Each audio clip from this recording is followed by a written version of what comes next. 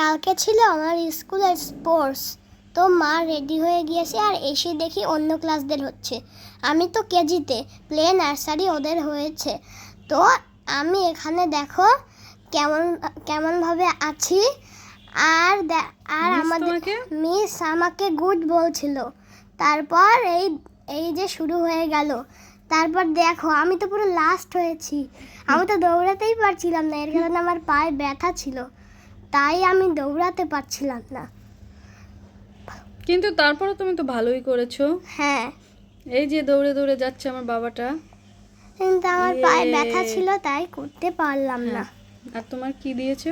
আমাকে একটা রং দিয়েছে। তারপরে তুমি কোথায় গিয়েছিলে? Botanical garden. হ্যাঁ, চিড়িয়াখানার পাশেই না? চিড়িয়াখানার পাশে বোটানিক্যাল কে কে গার্ডেন। গিয়েছিলে? আমি, সবিনয়, মিঠি, অনুরাধা, হ্যাঁ, সবাই মিলে। আর নিলয় আর আমি। হ্যাঁ, এখানে কি ছিল বলো তো? এখানে অনেক কিছুই ছিল, আমরা পিকনিক করেছি। নিলয়ের বার্থডে ছিল আজকে। হ্যাঁ, তোমার একটা বন্ধুর বার্থডে ছিল। এখানে কি কি খাবার নিয়ে এসেছিল আন্টিরা? আন্টিরা সেটা তো ঠিক জানি না, তুমি তো খাও না, এর জন্য জানেও না।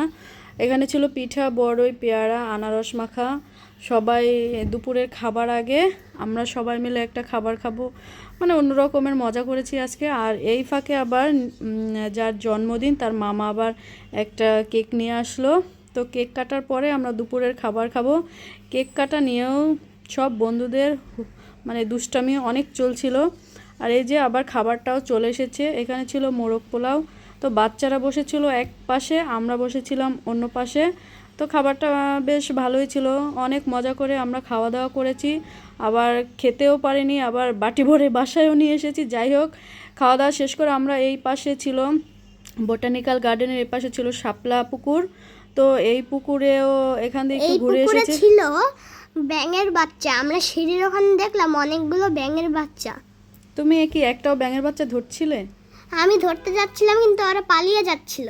হ্যাঁ, কারণ সবাই বাঁচতে চায় নাকি। তারপরে আমরা এই পাশে আরেকটা পার্ক ছিল, সেখানে চলে এসেছি। মোট কথা আজকে সারাদিন আমরা খুব খুব মজা করেছি।